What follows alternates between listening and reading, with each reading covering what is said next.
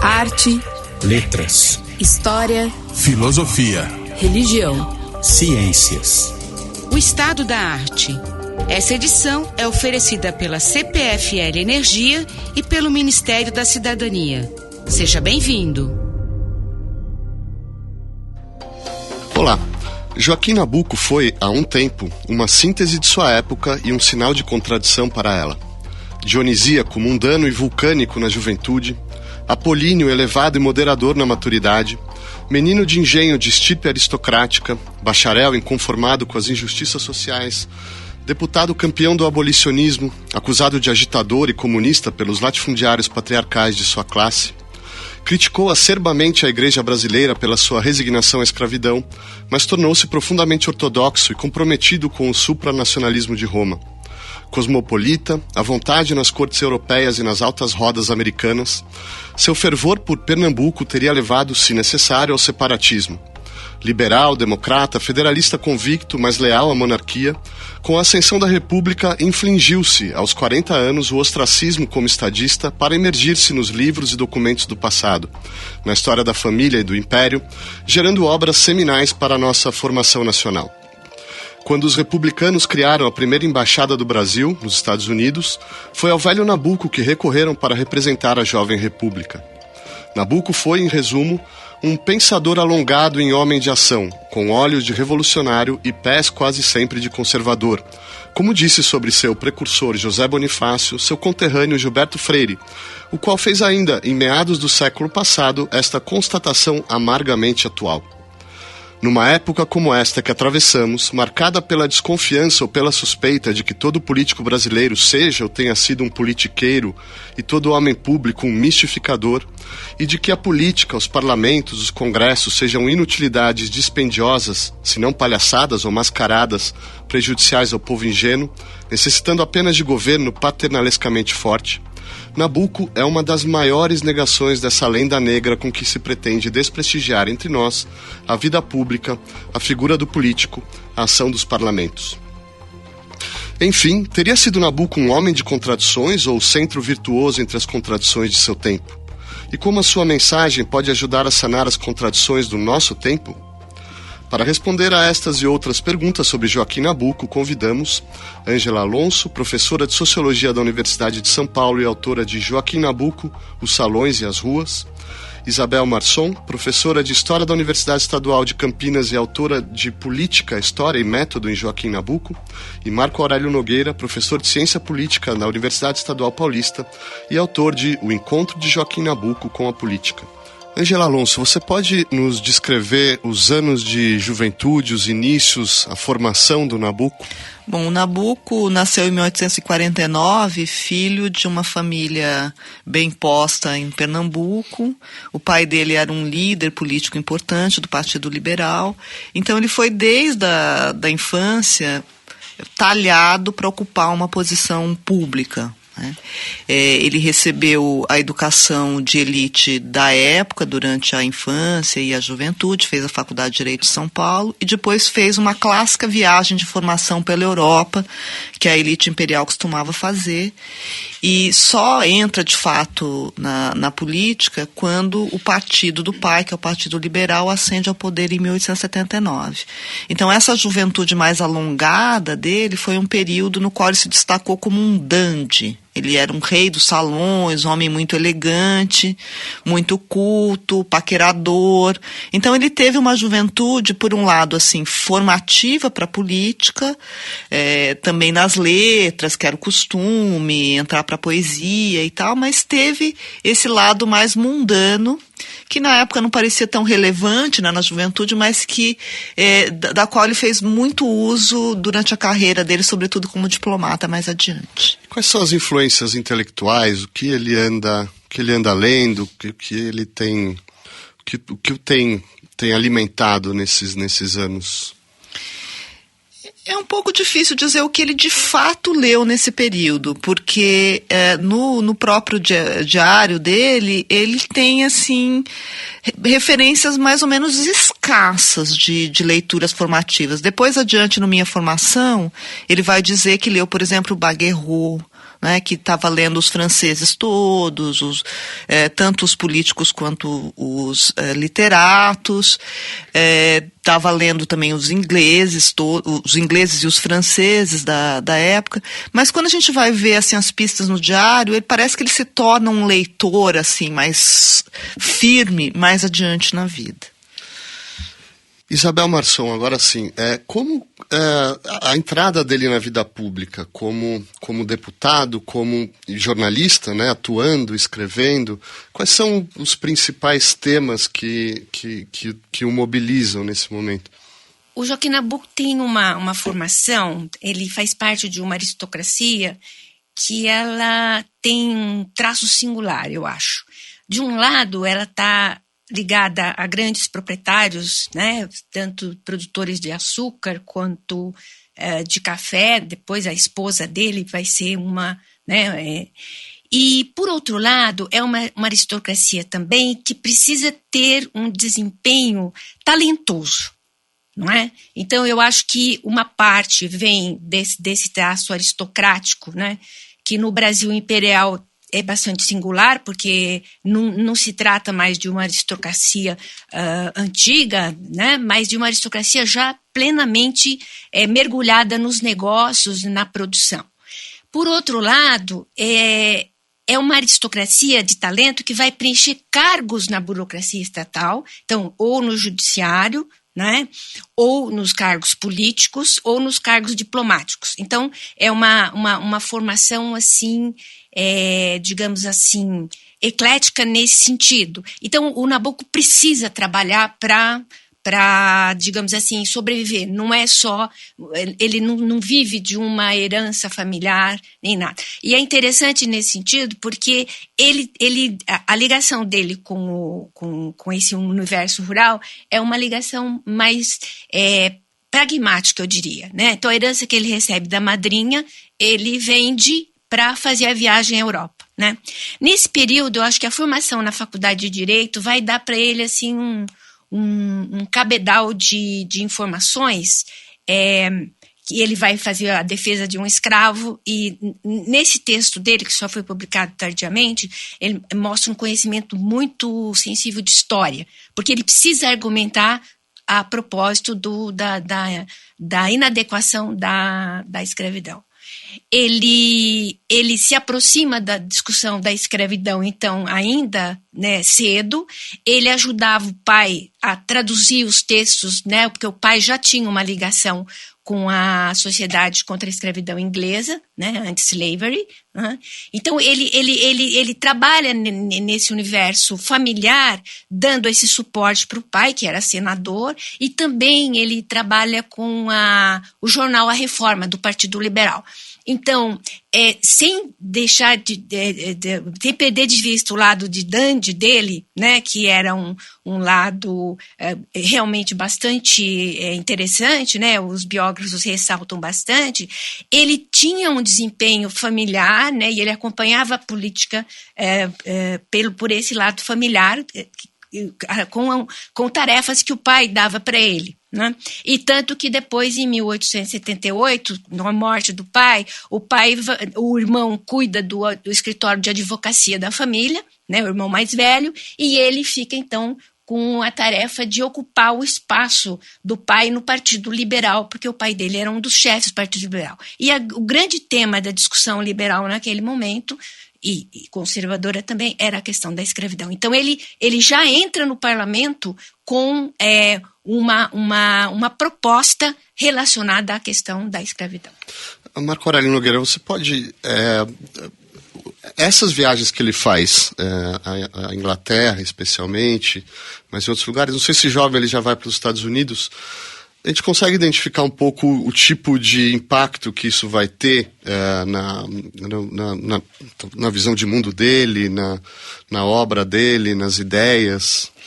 Olha, eu acho que tem impacto, sem dúvida nenhuma, no que diz respeito, por um lado, a uma certa abertura de perspectiva dele para o entendimento do mundo, né? Quer dizer, as viagens são sempre, no caso do Nabuco particularmente, foram sempre muito ricas em termos de visualizar e compreender outras experiências existenciais que não a brasileira. Ou seja, uma questão como acontece sempre nas viagens. Você poder olhar o seu país à distância e perceber as vantagens e desvantagens daquela experiência nacional. Então, eu acho que foi muito importante, particularmente em dois aspectos, eu diria. O de dar maior elasticidade ao liberalismo do Nabuco. Né? Como a Isabel acabou de mencionar agora, ele está no Partido Liberal, tendo que assumir alguns encargos que ele recebe como herança do pai, como um legado do pai, e ao mesmo tempo tendo que encontrar o seu próprio espaço. Né?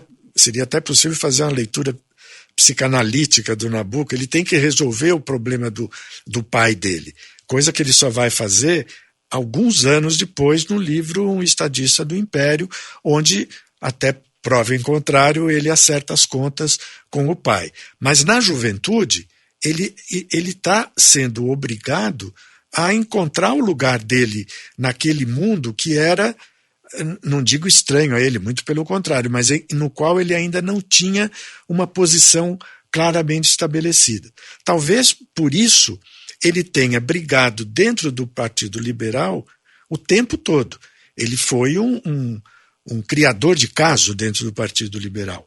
Né? Ele criticava muito o Partido Liberal, sobretudo no que diz respeito à ressalva que os liberais da época faziam ao abolicionismo. Né? E ele, quando vai para o parlamento, depois do primeiro mandato, quando ele é reeleito, sobretudo, ele vai numa posição ultra-radical em favor do abolicionismo. Né? Até certo ponto chocando os liberais ali do partido, que eram cautelosos em relação a essa questão por várias questões. Né? Então eu acho que as viagens eles foram importantes para o Nabuco para flexibilizar o liberalismo, para dar um pouco de massa crítica a ele, musculatura, para ele se reposicionar na política do Império, e seguramente ajudaram muito a definir o tipo de abolicionismo que ele vai perseguir nos 10 anos da campanha, ou seja, os 10 anos dos anos 80 do século passado. Excelente. Até para a gente entender essa campanha e situar melhor o ouvinte, vocês falaram do Partido Liberal, então nós temos fundamentalmente dois partidos, os liberais e os conservadores. Será que vocês podem esclarecer um pouco para o nosso ouvinte, em linhas gerais, claro, mas o que diferencia um do outro, quais são talvez os pontos em comum? Ângela. Tem uma longa tradição de dizer que havia uma indiferenciação entre os partidos no Império. Inclusive o pai do Nabuco é autor de uma frase nessa direção, que ficou muito famosa, que não há nada mais parecido com um liberal, com um conservador do que um liberal no poder. Mas eu particularmente acho que essa é uma interpretação equivocada. Eu acho que acompanhando a política imperial é possível ver uma distinção bastante clara entre os dois partidos. O Partido Liberal é um partido mais reformista, embora ele preveja reformas mais graduais, mais lentas, mas ele tem uma agenda de modernização com uma ampliação progressiva de cidadania. Tanto assim que vai entrar na agenda do Partido Liberal, o Opinião Liberal, que é o jornal do partido no final dos anos 60, 1860, já prevê a abolição da escravidão, eles prevêem reformas eleitorais de ampliação do voto, então tem uma agenda reformista. O Partido Conservador é o partido muito vinculado à manutenção da escravidão ao longo de todo o período do Segundo Reinado, e é um partido que tem uma ala mais modernizadora, mas é uma modernização mais voltada, digamos, para economia e para a criação de condições de desenvolvimento de negócios, muito mais do que preocupada com a ampliação da cidadania. Então tem um debate entre os dois partidos e o Nabuco entra, de fato, não por opção, mas por legado, né, a gente estava falando antes, ele herda a agenda do pai, a agenda do Partido Liberal, de liberais importantes como Tavares Bastos, que já tinham formulado várias das ideias que ele vai reapresentar depois. Então é uma agenda reformista que ele adota quando chega ao parlamento. Marco? Não, eu acho que é muito importante isso que a Ângela acabou de dizer, porque temos que distinguir as forças políticas que corriam naquela época, que existiam naquela época. E essa diferenciação é importante mesmo, porque os liberais eles vão criar uma jurisprudência, vamos dizer assim, de largo fôlego na vida brasileira. Os liberais lá daquela época, Nabuco e outros, né? Quer dizer, quando eu disse que ele brigava dentro do Partido Liberal, é porque, como em todo partido, existe uma burocracia dirigente do partido que bloqueava muita coisa ali por cautela, por precaução, né? E uma coisa que eu queria perguntar para você, Ângela, talvez você possa ajudar, eu acho que os liberais, eles formam um partido de base mais urbana do que os conservadores. Os conservadores têm uma origem, os integrantes do Partido Conservador, muito vinculado à aristocracia rural, ao mundo rural. E isso talvez ajude também a gente a entender um pouco as diferenças entre liberais e conservadores. Quer dizer, os liberais estão avançando porque o Brasil urbano, naquela época, já começava a se manifestar. Já começava a industrialização, já tinha traços no ar, você já tinha pessoas preocupadas com a modernização efetiva da vida brasileira, né? Sem dúvida, e tanto assim que a reforma eleitoral de 1881, que restringe o eleitorado e dá mais peso para o eleitorado urbano, é uma ideia que os liberais acalentam muito, o próprio Nabuco, o Rui Barbosa, vários dos liberais defendem, porque eles acreditam que eles terão o voto urbano, muito mais do que os conservadores que estão mais enraizados no interior, né? Isabel, vamos falar então, entrar direto nesse que foi talvez o grande tema, a grande luta dele pelo abolicionismo. Quais são os principais argumentos do Joaquim Nabuco pela abolição da escravatura? Então, ele assumiu o cargo de deputado e já depois dessas viagens à Europa e tal, ele tem uma visão mais universalizante da questão da abolição, né? Do debate fora. E ele, então, assumindo o cargo, ele vai pressionar os gabinetes liberais, né? Então, o Sinimbu, o Saraiva, né? Ele vai pressionar no sentido de que tem que apressar essa, né? Porque havia a lei de 1871 e essa lei, ela que deu liberdade aos recém-nascidos, né? A partir de 1871, ela tinha assim um cálculo de que até 1890 se teria enfim, resolvido o problema da escravidão, porque não estavam mais nascendo escravos, né? E o Nabuco começa, em 1878, já dizendo, olha, nós temos que andar mais rápido com isso, né? Isso está muito lento, então precisamos aumentar o fundo de emancipação para libertar mais escravos, não é? Precisamos fazer uma campanha com os proprietários para ver se, né? Enfim, ele começa a pressionar o gabinete. Depois, ele perde ele é dissolvido da Câmara, ele perde enfim, o cargo, ele vai para a Europa, ele vai passar um tempo em Londres, que é quando ele vai escrever o livro, né? Ele está em Londres escrevendo o livro, ele está também trabalhando, assessorando como advogado em empresas de produção de açúcar, os engenhos centrais em Pernambuco. E lá, então, ele refaz essa cobrança, né? Ele se torna mais incisivo, né? 1890, sim, como ponto de chegada, como fim, mas ele cria uma argumentação muito pesada em relação. Ele passa a divulgar que a lei de 1831, se ela fosse cumprida, não haveria mais escravos no Brasil, porque os escravos que existiam tinham entrado ilegalmente no país, né? Então, ele vai criar essa questão jurídica, ou seja, os escravos que existiam aqui são propriedade ilegal. Então, eles têm o direito. E isso vai irritar profundamente esses liberais mais, digamos assim, mais conservadores, que acham que as coisas têm que ir devagar, porque desorganizaria a produção se você retirasse os escravos. A outra tese dele é de que os escravos já tinham pagado seu custo para os senhores, né? Isso em termos mesmo de uma argumentação liberal, né, para quem tinha comprado escravos recentemente, ela é uma provocação, digamos assim, porque você está interferindo na propriedade privada, que é um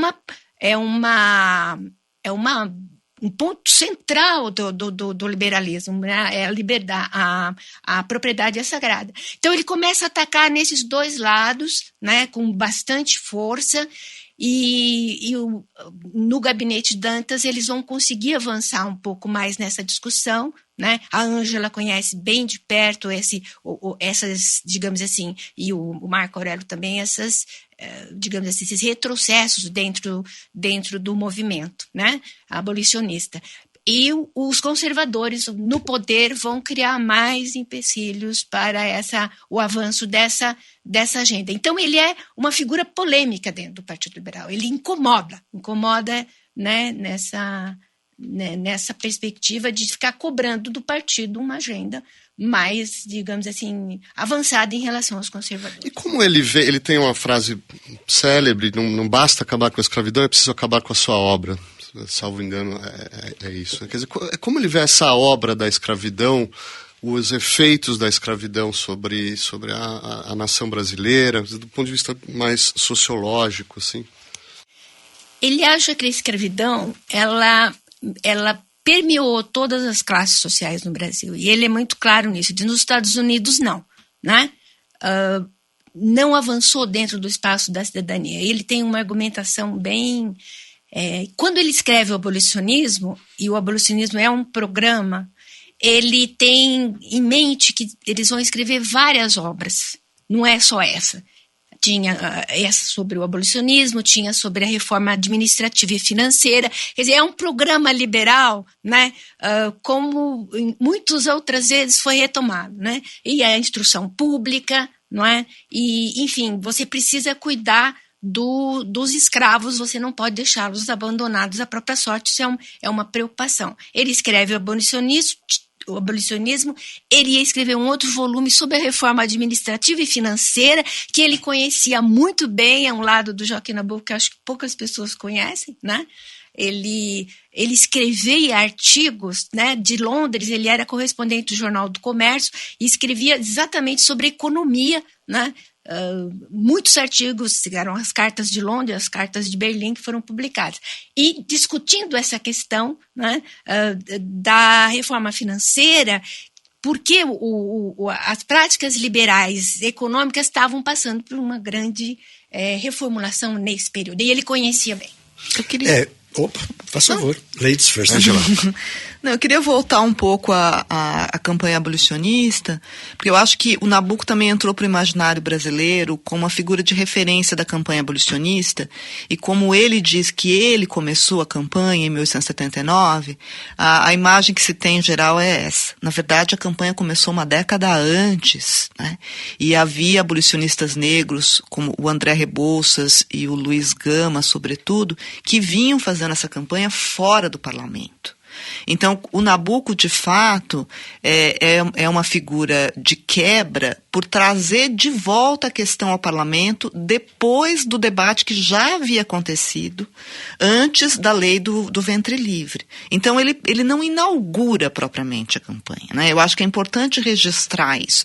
Agora, sem dúvida, ele é uma figura central na campanha a partir daí.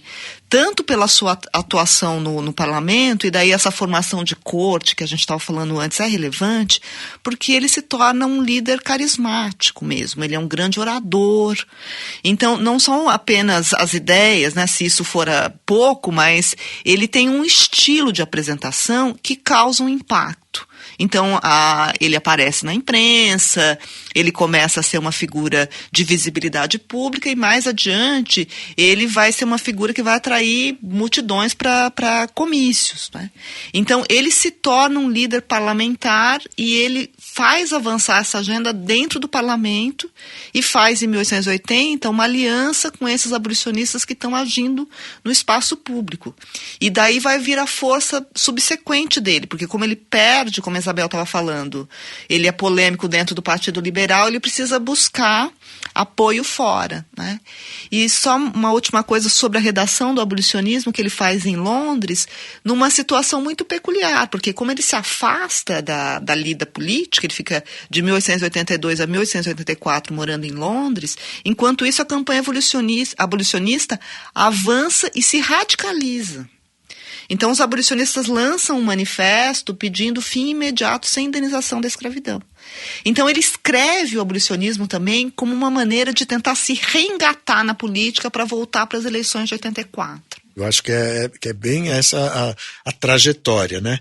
Porque o radicalismo do Nabuco, no abolicionista, foi como um céu, um raio num céu azul, porque ninguém esperava que ele fosse chegar àquilo, né? Não estava escrito na trajetória anterior dele que ele iria para essa posição que está no abolicionismo. E tem a ver justamente com isso que a Ângela acabou de observar, ou seja, a dinâmica do abolicionismo se manifestou e ele teve que correr atrás para não perder totalmente o protagonismo ou não perder totalmente a interlocução com o próprio movimento. E ele vai dar a contribuição dele, no meu modo de ver, porque o livro é um instrumento de agitação preciosíssimo, mas que também contém uma teoria da sociedade brasileira, né? Que é essa pergunta que o Marcelo acabou de fazer. Quer dizer, o que ele diz que a escravidão causou para o Brasil? Então ele faz uma radiografia da sociedade que é extremamente original para as circunstâncias da época e que vão colocar o Brasil numa posição de grande inferioridade diante das outras nações do mundo. Quer dizer, um país escravocrata no final do século XIX era para o Nabuco, para o abolicionismo, uma aberração, porque era um país que praticamente se proibia, estava proibido de progredir, porque a escravidão distribuía venenos e coisas tóxicas para toda a sociedade, travando do indivíduo à ordem econômica, impedindo que as coisas acontecessem, né? Claro, tem muito de agitação, de demagogia, no bom sentido da palavra ali, mas tem muito de bom senso também, porque, de fato, a questão do trabalho é vital em qualquer sociedade que se proponha a crescer em termos capitalistas, que era o que estava ocorrendo, ou deveria estar ocorrendo na época, né? Então, o abolicionismo do Nabuco, só para concluir esse ponto, eu acho que ele tem duas grandes entradas. Uma, ou talvez até três. Uma é da sociologia da sociedade brasileira. A outra é da justiça social, uma proposição, uma bandeira de caráter ético, cívico e tal. E a terceira é da imagem do Brasil no mundo, quer dizer, ou da relação do Brasil com o mundo. Escravocrata, o Brasil praticamente ficava fora do concerto das nações e não teria condições de exercer nenhum tipo de papel de protagonismo no mundo, né? Agora, claro, Isabel. Essa questão da abolição, quer dizer, a rigor, ninguém assim defendia mais a escravidão a partir de 1885. Ninguém defendia mais a escravidão como uma coisa para perdurar, né? Estava claro que os proprietários de escravos, né, sabiam que estava próximo. O que eles colocavam é que tudo bem, mas nós temos que ser indenizados, como os proprietários de escravos das Índias francesas tinham sido, como os proprietários de escravos das áreas espanholas tinham sido, né? O único país que não tinha ressarcido é os Estados Unidos por causa da Guerra Civil, né? Então, eles cobravam do governo imperial tudo bem, mas nós queremos uma indenização por essa perda de propriedade, né? De capital, né? Que era fundamental dentro dessas... Da vida dos empresários, né, tanto dos urbanos quanto... Né, porque o trabalho escravo ele é uma modalidade de trabalho que dá um poder muito grande para o empresário, né, porque ele tem isso que o Nabucco cria, ele tem um monopólio sobre a mão de obra. Né, ele não depende de ninguém para negociar, ela está lá à disposição dele. Então, isso cerceava um pouco o fluxo, né, das atividades econômicas, como colocou o Marco Aurélio. Para os liberais, né, a liberdade do trabalho era um valor, né? Quer dizer, porque ela injetaria competitividade na economia, ela facilitaria, digamos assim, um melhor dimensionamento dos custos de produção, né? Sem o trabalhador livre, o capitalismo, para os liberais, seria uma obra de ficção. Ele não poderia crescer. Né? E ali naquela época se tratava, para os progressistas, digamos, de resolver essa equação. O Brasil vai permanecer agrário para sempre, né? Ou ele vai ousar se industrializar, né? Se ele vai para a via da industrialização, o escravo é contraproducente, né? Seja em termos econômicos, seja em termos éticos. Ângela, por favor. Eu acho que, para resumir assim, o argumento do abolicionismo, ele fala que a escravidão era imoral, ilegal e era um anacronismo econômico nessa direção, né? Para voltar no ponto da abolição sem indenização, quando ele volta ao Brasil e entra de cabeça na campanha abolicionista em 1884, ele adota, a partir daí, o que vai ser a tônica de todo o movimento abolicionista, que é a abolição sem indenização. E aí é que ele se torna a grande figura lendária que a gente conhece, porque é em 1884, 85 que ele faz grandes discursos e que ele se afirma no Império como uma figura mais radical, visto pelo sistema político como mais radical e reconhecido pelos abolicionistas também como uma liderança.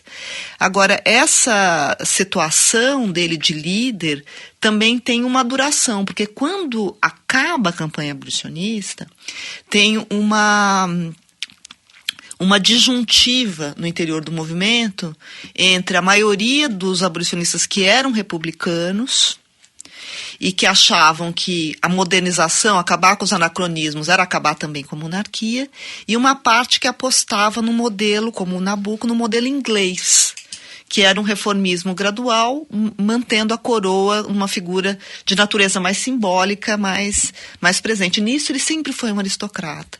Então, a partir de 88, o Nabucco é uma figura que tem ainda a sua aura de líder, mas não tem mais liderados. Né? Isso é fantástico, porque era exatamente sobre isso que eu queria falar. Até agora a gente apresentou um Nabucco liberal, reformista, radical, até com uma causa que é fácil do nosso ouvinte sentir empatia com o abolicionismo, mas aí vem a República e ele se coloca como um monarquista. Quer dizer, se a gente fosse ser maniqueísta, que é quase dizer, ele está do lado, digamos, errado da história, tá? É o lado reacionário, atrasado.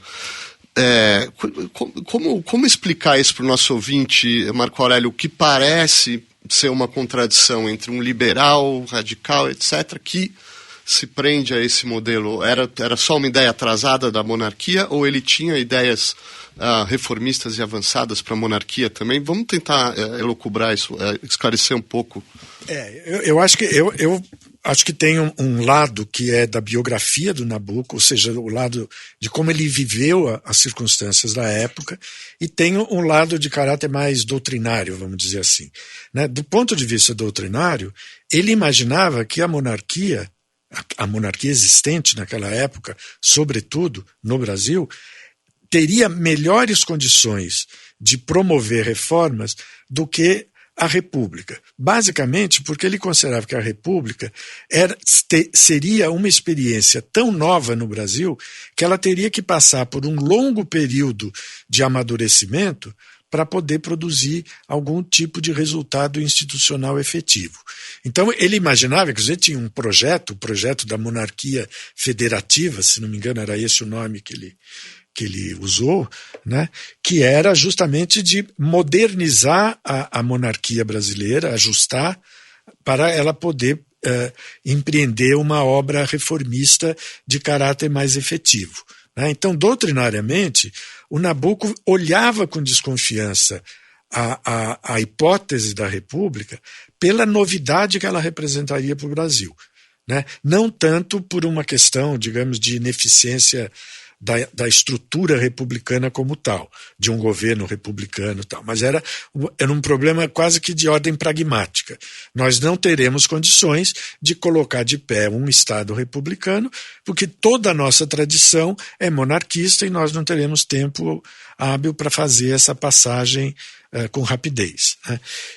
Do ponto de vista, digamos, da biografia, aí eu compartilho com as minhas colegas que são mais instruídas do que eu a esse respeito, eu gosto muito de brincar com uma coisa assim, quer dizer, eu acho que o Nabucco, no final da campanha abolicionista, né, ou seja, 1888, 87, 88, ele tem um surto de maturidade.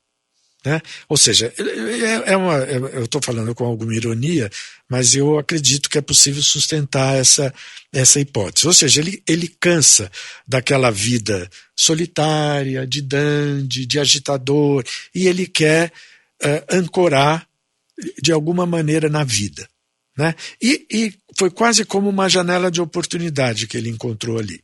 Porque é tudo muito curioso. Ele casa assim que termina a campanha abolicionista, ele volta para a igreja assim que termina a campanha abolicionista, né? E uma interpretação possível seria essa, ele faz isso porque ele se decepciona com a queda da monarquia. Né? Se a monarquia não tivesse caído, talvez ele não tivesse feito essa inflexão tão acentuada, né, para uma espécie de fuga para a vida privada. Ele fugiu para a vida privada, porque ele perdeu alguns alicerces que ele imaginava ter na ordem monárquica. Né? Mas não deixa de ser interessante que ele faz essa passagem justamente nesse momento e muda de malas e, como fala isso, de armas e bagagens, né, para o campo conservador.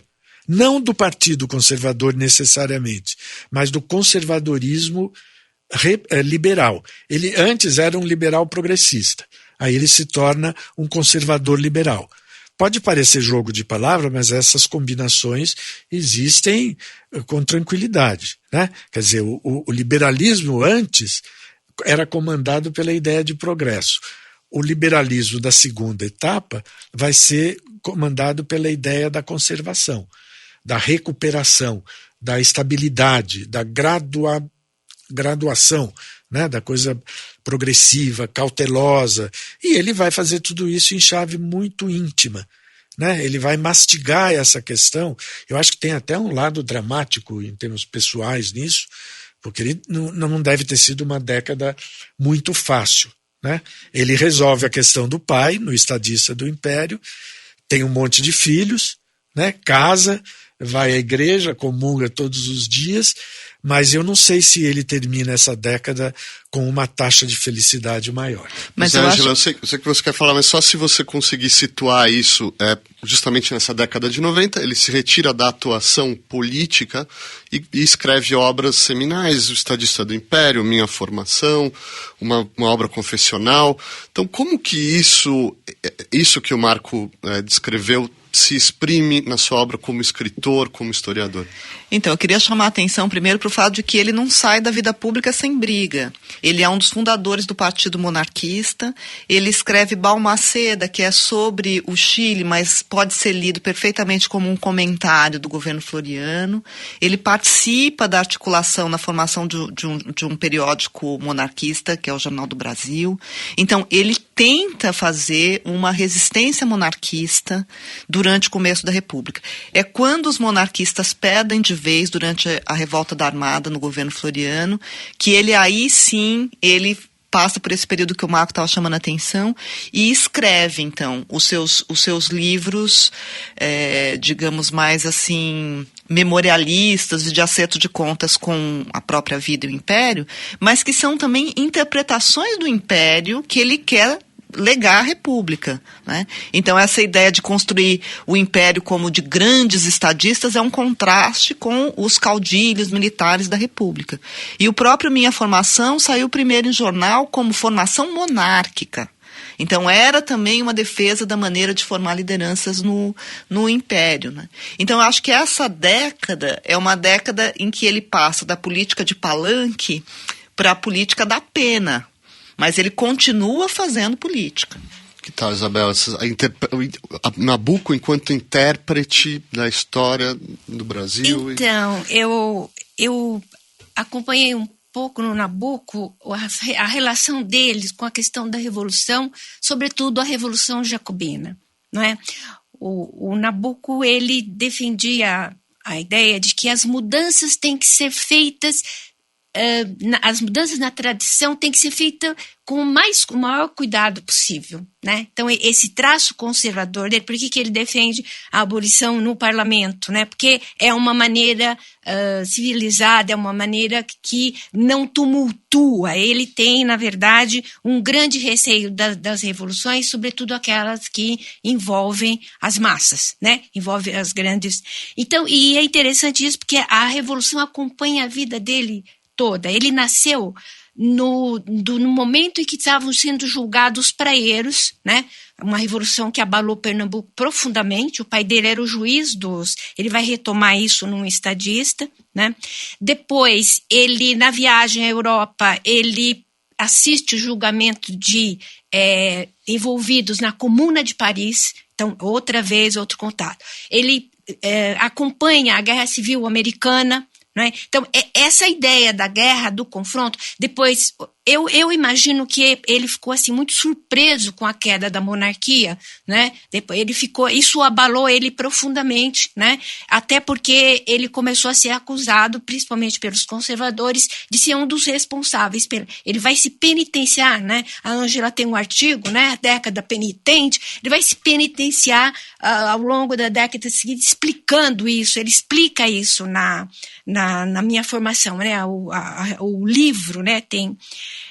E depois ele vai vivenciar, né, a revolta, a Revolução Jacobina do Floriano, né? Isso dentro da casa dele, a família dele envolvida com a luta contra o Floriano, né? Ele vai acompanhar a revolta no Chile, né? Ele até então ele era assim, resistente ao uso da força, né?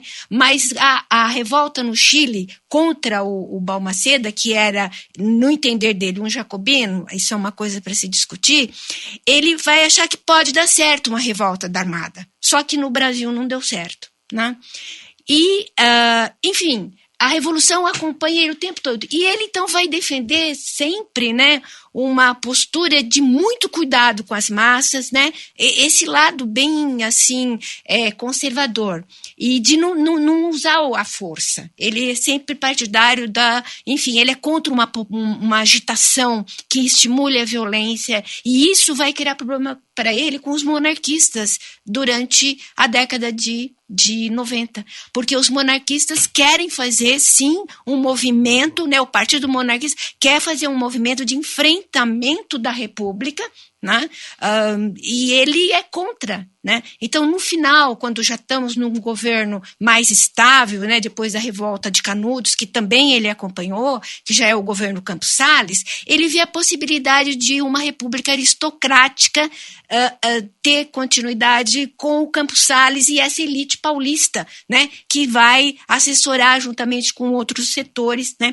Então, aí eu acho interessante, porque ele precisa aderir ao governo republicano, né? E ele vai fazer isso assim com muita maestria, eu acho, né? Ele no Minha Formação, o último capítulo é muito significativo. Quer dizer, para você ser liberal, você não precisa ser necessariamente monarquista. né? Essas mudanças dele, ser liberal, e ele busca no pai um exemplo disso. Quer dizer, naquele momento, nos anos 1830, né, ser liberal era apoiar a monarquia.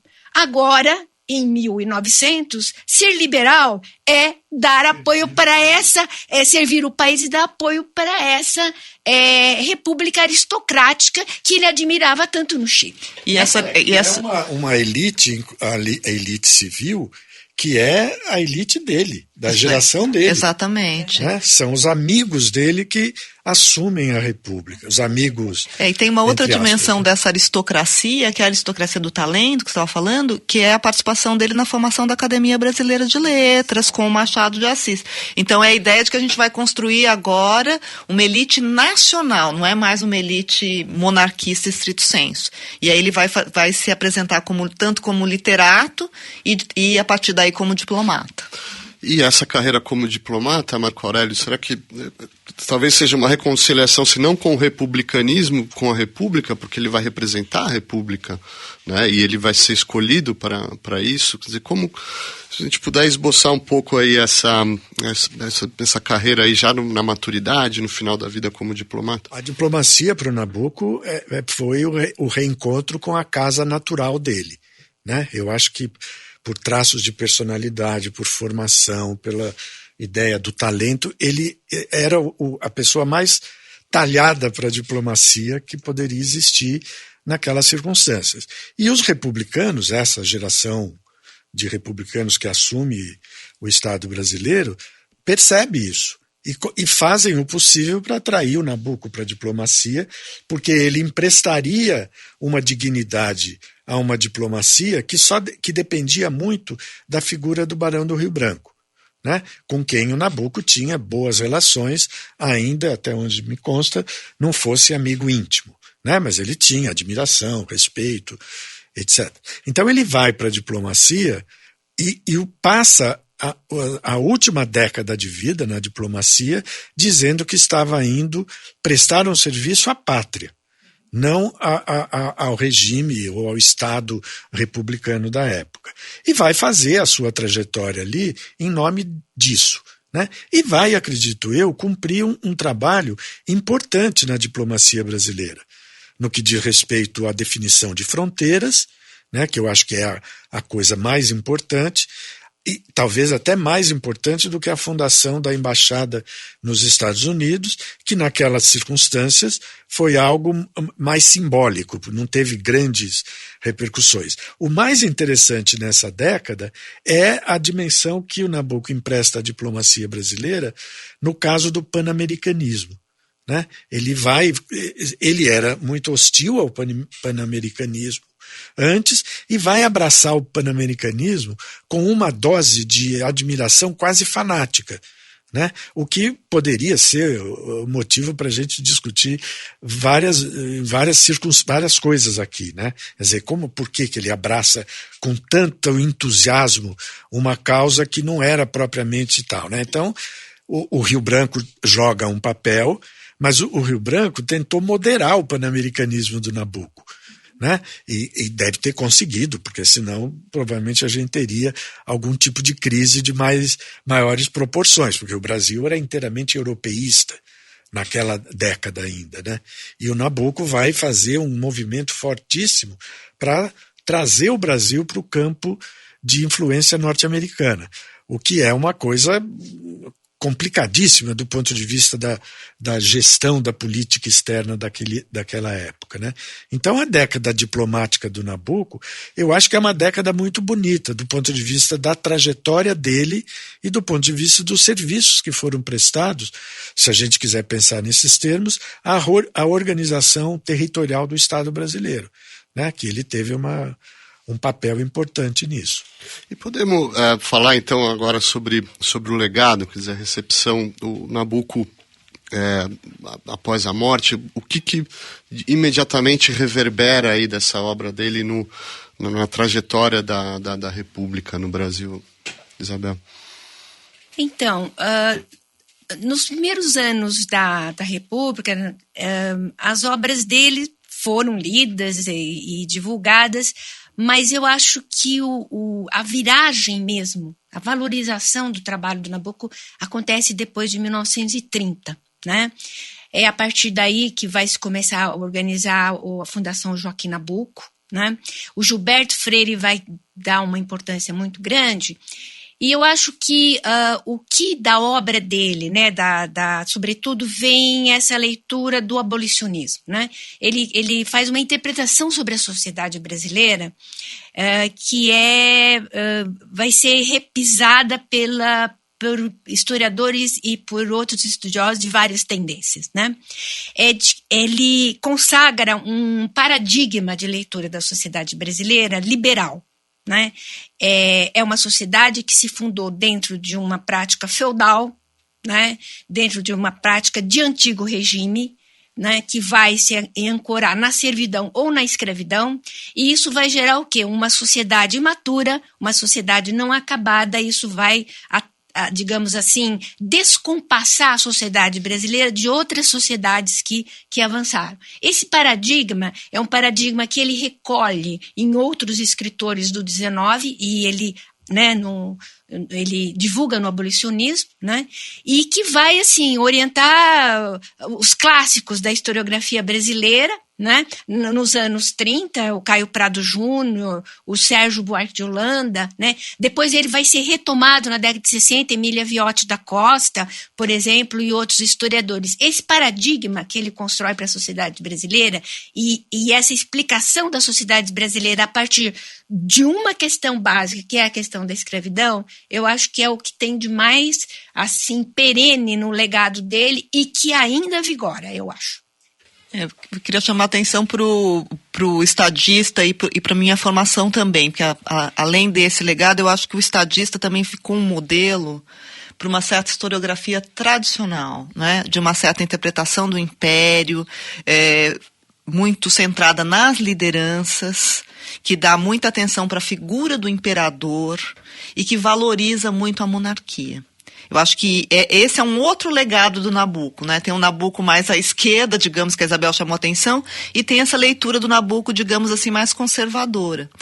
E o Minha Formação, eu acho que é um livro interessante porque ele também é apropriado pela própria literatura. Ele passa a ser um livro de referência por causa do seu estilo, do seu lirismo. Se a gente pensar, o Caetano Veloso, agora há pouco, musicou trechos do Minha Formação. Então, acho que ele ficou vivo na cultura brasileira porque também ele foi lido de diferentes maneiras por diferentes públicos. Um capítulo que especialmente é destacado pelos literatos e que vai, eu acho, projetar uma imagem do Nabucco que é uma imagem um pouco simples, que é uma sangana, quando ele lembra a vida dele no engenho da madrinha, né? Aqueles 8 anos que ele viveu lá, né? Do menino de engenho, aquela ligação emotiva com a escravidão, etc., né?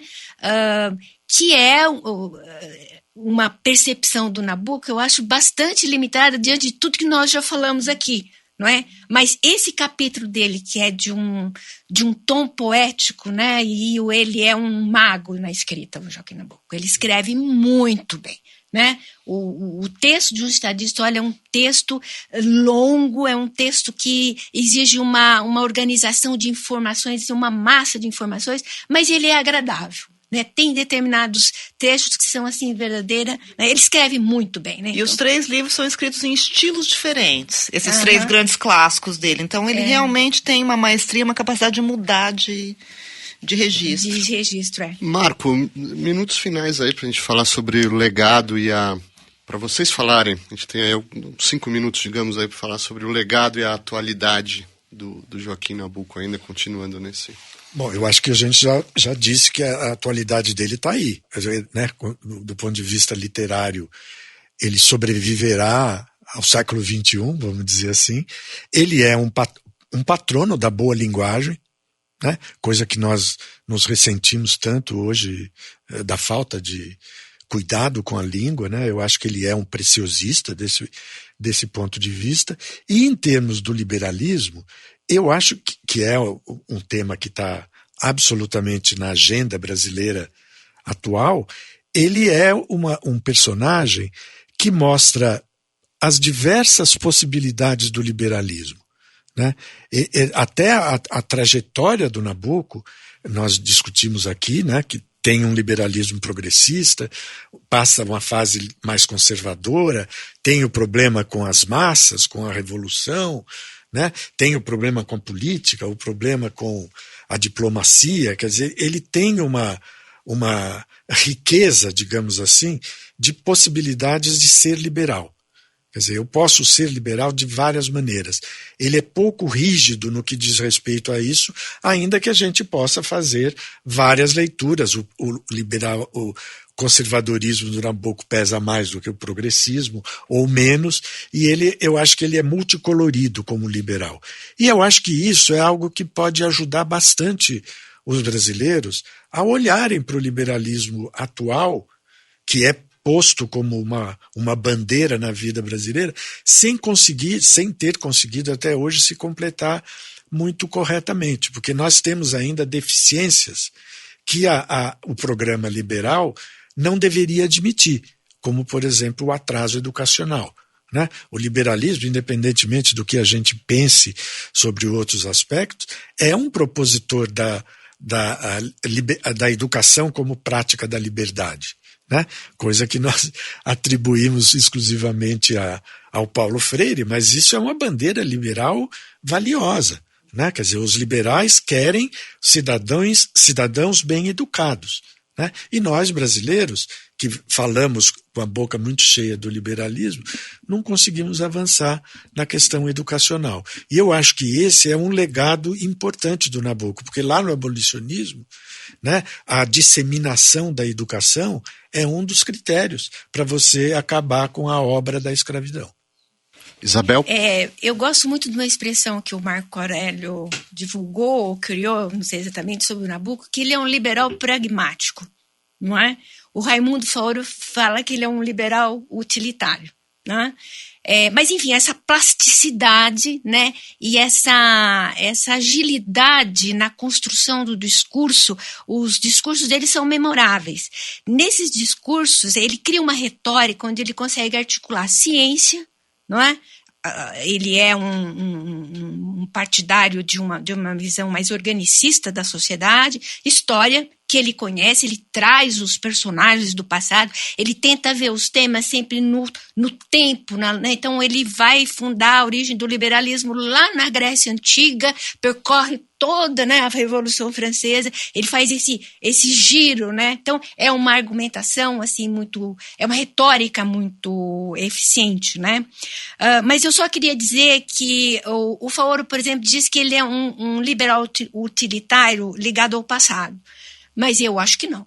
Ele está mobilizando a história para dar um recado muito presente para os problemas dele do presente. E nisso ele é de uma eficiência, né, fabulosa. Eu acho que isso, do ponto de vista de método, eu acho que é um recado muito importante para os nossos políticos, não é? Você usar esse conhecimento existente, que é um conhecimento que não se pode jogar fora de jeito nenhum, né? Em tempos em que tão difíceis que a gente vive, de uma desvalorização do conhecimento científico, eu acho que a gente precisa dele exatamente para se posicionar e para esclarecer, interpretar as questões.